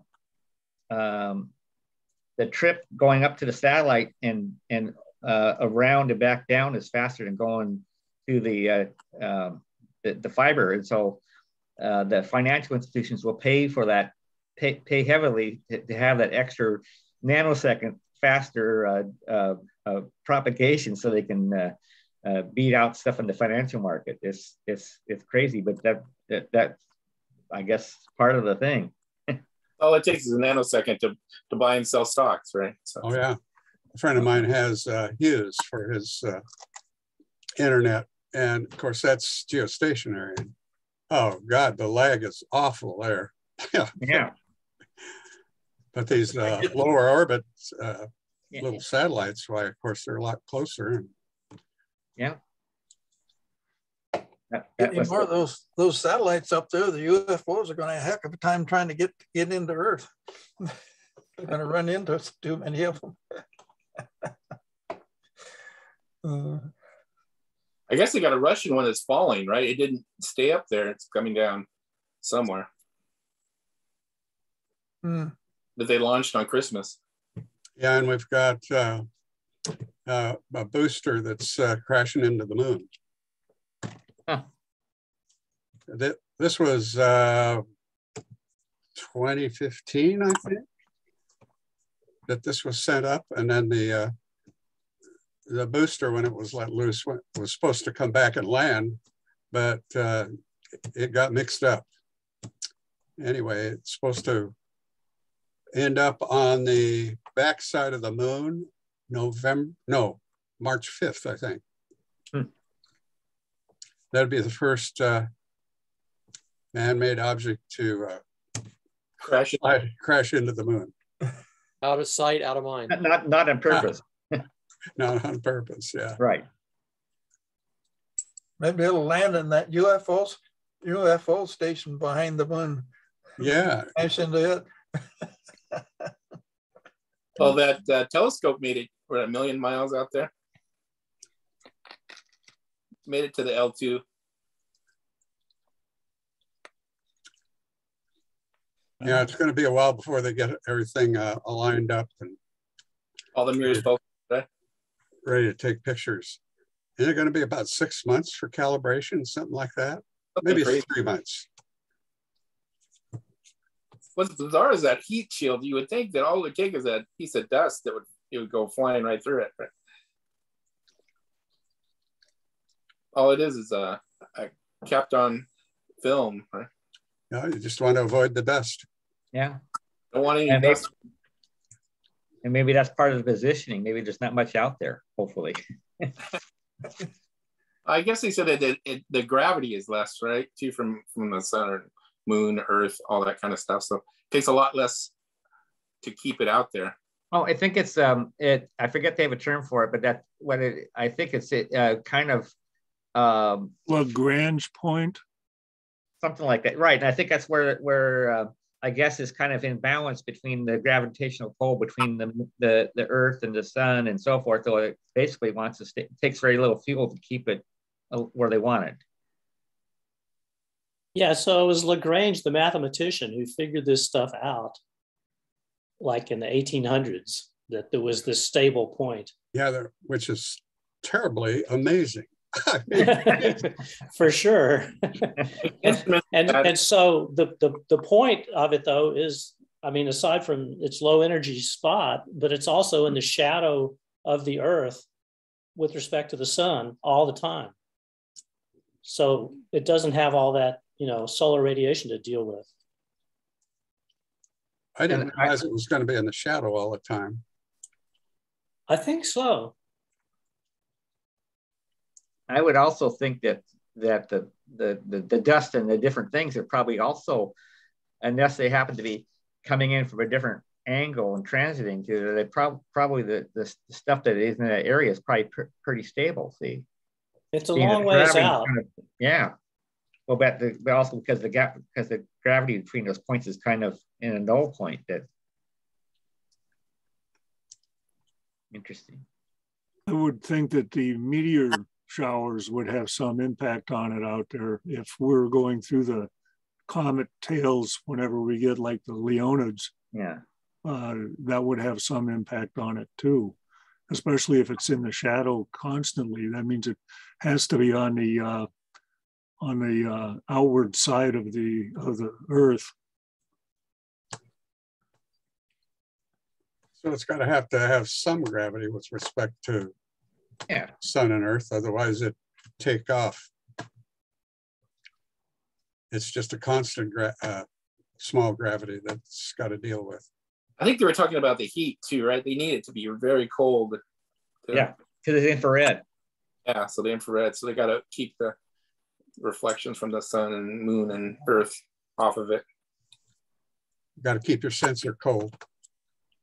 They even have like coolers on it. Oh, I thought that was weird because it's like, it's like, what is it like? I mean, a couple degrees Kelvin, right? I mean, it's barely off of absolute zero. And still have to cool it down even more. Wow. Oh, so I was reading about this. It's always in the shadow of the Earth, but it's so far away that the Earth is small, you know, so there's still sunlight there. It's in the shadow of the Earth, but it's so far away that the Earth is small. So, right. You know, you can still see the sun. Get that knife edge diffraction around that rock in the way. Exactly. It's all in the perspective. Yeah. Well, guys, I'm going to take off now. I'll see you all next Wednesday. I think I'll join you. Catch you later. See you, Robbie. See you later. Bye, Robbie. Here, Ken. Have a good evening. Thanks, Ken. Thanks. Good to see you, guys. Okay, you too. Yeah. Franklin, what's next week? Oh, guess I should have looked. I'm just curious. I sent it out, but I know I can't remember where it was, but it should be on the email that I sent out. I think it's portable and then metal. There we go.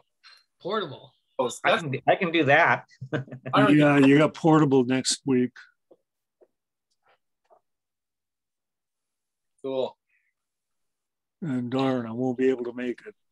Oh no, what are you doing? Well, I got a different radio club has a board meeting that night. Oh. What other radio club? Well, there's more than one, you know. Anybody know about that Western Oregon Radio Club? You know, that's the old Ham Club. Oh. They're the licensees of KISS and radio. So how did they do that? Did they get into with you guys at KISSing? Well, no, that's it's actually I'm in that club, and it's a ham club, and it's been around for quite a while actually. And long story short, I built the station for the club out in Newburgh, and it was over there for quite a few years. It ended up moving it to Mount Scott, and that was like 6 years ago almost. So the club actually filed for the application with the FCC to build the station. So it's technically under the Western Oregon Radio Club. They're the licensee of it.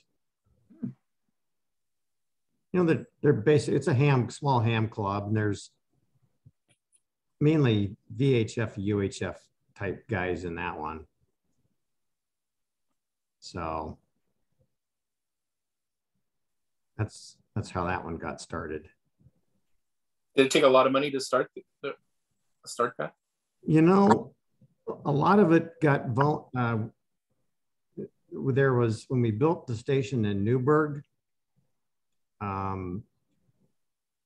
there was another commercial station trying to build a site on the same frequency. And they ended up saying, hey, you guys, we'll move to this frequency, you move to that frequency, and in return, we'll give you a transmitter and an antenna. So we kind of settled with the FCC that way. And so we got the transmitter and the antenna basically that way. And then the rest of it, the club donations, basically, it wasn't real expensive, but it's not cheap to run either. So, but like I said earlier, the biggest expense, I think, for a lot of people in this, doing this low power thing is, or any broadcaster, is tower space, the rent for that. So, and like thank you, Crown Castle and American Tower. Yeah, well, no, yeah. Well, these aren't not Crown there, Castle are you? No. Yeah, but Do they remain expensive even though a lot of these AM radio stations are closing down? Right? I'm not aware. There probably are ham clubs closing down. I'm not aware of. I don't keep track of that. I think you said AM, didn't you, Frank? Yeah. AM stations is what I'm thinking. Oh yes. It must be a bargain sales, right? I mean, because there are so many of them that are closing down. Yeah, there's some dark ones here that turned themselves or haven't been on for quite a few years. Power is one of the things too. I mean, that's here it's real expensive, and unless they were invested in a solar system and do their own. But there's up by the airport here. There's there were, I think, 3 stations. They were simulcast on 620, I think, they were here, and the tower array up by the airport has this. I think it's a Perrin array.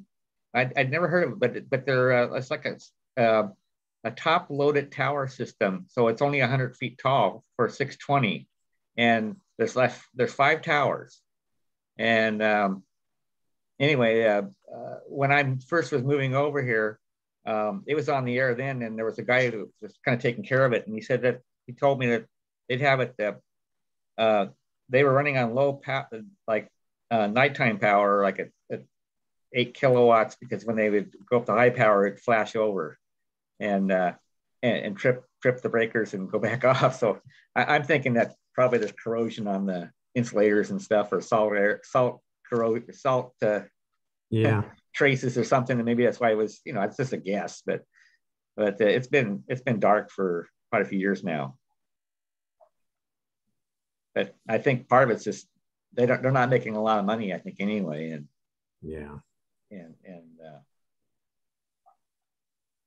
cost of power. Yeah, it's expensive to run those. Yeah, well, let's say it's 35, 40 cents a kilowatt hour here if you're buying it. I don't know what they would get at a commercial rate, but it's spendy. But if somebody wants to invest in a solar array, like say it's very cost effective over here. You get a lot of sun, right? Well, enough, I mean, it's enough that. So down at our little cabin, I've got 7 panels on there, and I got 3 kilowatts of lithium iron phosphate batteries, and that keeps the whole place afloat. I leave a refrigerator running down there all the time, a remote station, and cameras and stuff. And when I'm down there, run the microwave and lighting and TV, and haven't run out yet. So, what did 7 panels cost you? I mean, what did the system cost you? Roughly. I bought in panels, I think I have about $1,500 in panels for 7 panels. One of them was surplus. Got them. I'm trying to remember what I have. I think about maybe 1,500 watts of generation on the panels, and that's what the controllers do. And then I figured that I have enough power generation that if it sometimes it stays socked in up there, and if it stays cloudy, I figure about 10% output, which is enough to keep the refrigerator and my remote stuff, generating enough power, more than enough, I think, daily, even if it's cloudy, that to keep it all afloat and stuff. So you're charging the batteries up, and then what do you got, like a DC to AC inverter? Yeah, I have it's a 2,000 watt inverter. Yeah. I put it in 12 volt system because I have my radios and stuff, and I got 3 100 amp hour those lithium iron phosphate batteries, and the last one I bought I think was under $400. And if they live 10 years like they're claiming, it's actually cheaper than lead acid. And the neat thing about them is that those things put out the same voltage almost most of their curve. So they'll put out 12.8 volts until the point where they just cut off. So and you can cycle 80% discharge daily, and you won't shorten the life on them. So it's like you need about 1/4 the battery capacity that you would if you had lead acid.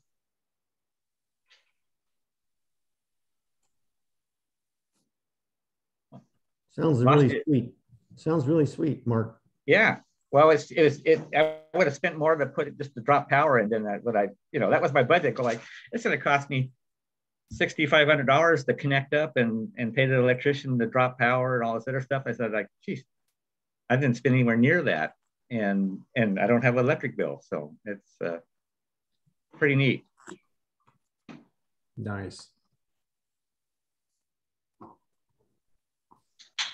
Yeah, my son, he said he bought some panels on Amazon a year or so ago, like for $100. I don't know, it's big, pretty good size for his boat. So yeah, well, what I bought, the first, I bought 3 originally, and it was 600 watts. Is that right? No, 540 watts, a controller. And it was a special through Home Depot for, I think, $600. And that's what I ended up, and that was shipped, because we always have shipping to worry about here. I did have to make I couldn't get, at the time, they weren't shipping the brackets, so I made my own mounting brackets out of some aluminum stock, but for mount them on the roof. And that's about what I spent for the second set of panels. And then I had one surplus panel, which it's a larger panel, and I think it's about a 200 watt panel. And I think I paid $80 for that surplus. And so that one's on the slope facing the morning sun on a little roof over the entry of the house. And then the other ones are up on the roof, it's metal roof up on the south slope. And and in the summertime, the sun's actually on the wrong side of the roof, but it's not a very steep pitch, so it still gets plenty of sun. So they all run into the same charge control? I have 3 charge controllers because the 3 and 3 came with their own 40 amp, I think it was, or whatever it is, 12 volt charge controller, and it's not the regular. It's not the more advanced one, the MPP, the tracking one, which they usually make a terrible racket in the radio. And then I have, I guess it's probably more like a linear controller that does the 200 watt panel. And so your 3 controllers are they're parallel into the batteries battery in parallel then? Yeah, they're in parallel. Yeah. So you got isolation diodes on that? No, actually I don't, because see the lithium iron phosphates have their own battery management system or control or whatever, a BMS they call, I think it, yeah. And so it actually controls the charge and makes sure that each cell, there's I guess 4 cells in there. They're 3.6 volts or something like, whatever they are. I can't remember the numbers exactly off the top of my head, but it keeps them in balance. And it'll shut off the battery if you get if you discharge them too far, and it kind of really takes care of the charging them too much too. Plus I have the controllers, or they limit too. So you have a little gas generator for rainy days? I have one, but I haven't had to fire it. Actually, it's I found one. It's a little 2-3 kilowatt, and it's a dual fuel. It runs on propane or gas. Sounds like a Honda. Actually, it's not a Honda, but and it's never seen gas. It's all only ran on propane bottles when I did run it, but yeah. Have you heard of those power cells that they have? When you say power cells, they're like a portable power cell, and then they can actually, I think they power different voltages actually. Yeah. But they're maybe alcohol fuel cells or hydrogen fuel cells, something like that. I don't know what the power pack's made out of, but it's like a multi-function power pack. You can charge it by different means. You can solar charge it. And it just, yeah. Are those the ones they call gas tanks for Teslas? I don't know, but I saw them on guys that are camping or living out. I think it's kind of the same thing I'm just doing, but it's probably just one package. But so I bought the different pieces, and like I say, it's if the batteries live what they claim. In fact, the last battery I bought, it has a and it wasn't an expensive battery. It's got a 3-year warranty on it. It says that if it fails after the first year and you'll do the testing we asked to prove that it's bad, they'll send you a new one. And wow, so that's pretty good. There's some, like Battleborn is a real well-known brand. They're very expensive, but they have, I think, a 10-year warranty on them, replacement warranty. So I didn't spend that much. They're about $1 a battery, I think. At least they were. I don't know if they are anymore, but like I say, the last battery I bought was about 380, and that was including the shipping, which that you know gets you. Yep, lumber will cost a lot in Hawaii. Sorry, go ahead. I was gonna say, are those individual cells like 18650s in their battery pack? No, they may be. I'm not sure what's in there because they're sealed up, but right. Some have the rectangular cells, and some have the cells like you're talking about, and maybe they have them series parallel. I'm not sure what these are sealed up unless you want to do surgery on the case. You're not going to know.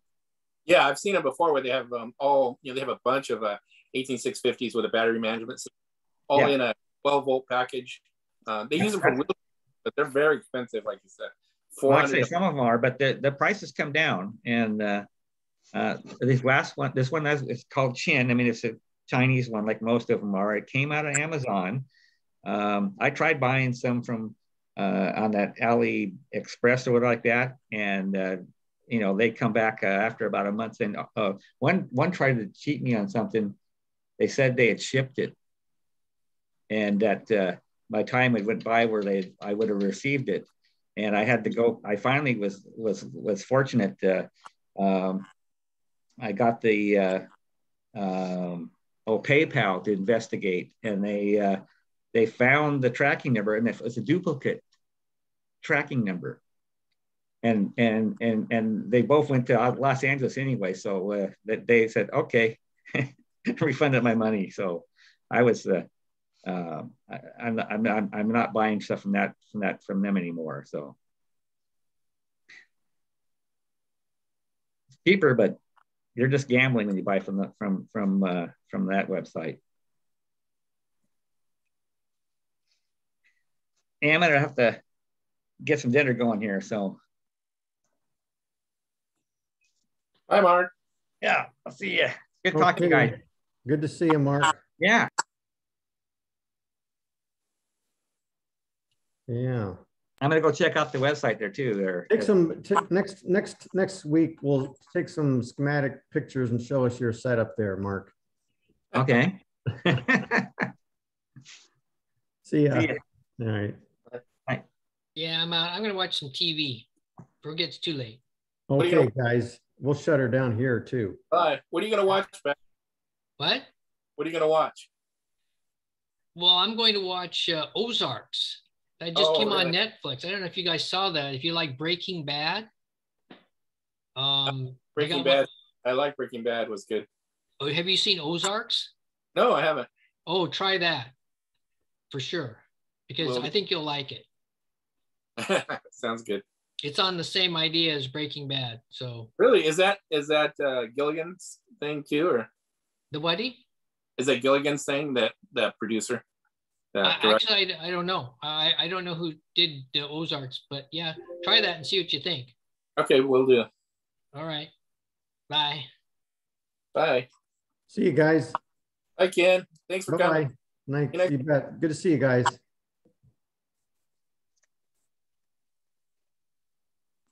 Yep. Good night, Franklin. Good night, Christian. Happy birthday. Yeah, happy birthday. That's You're tomorrow. the only one. You're the only one that told me happy birthday.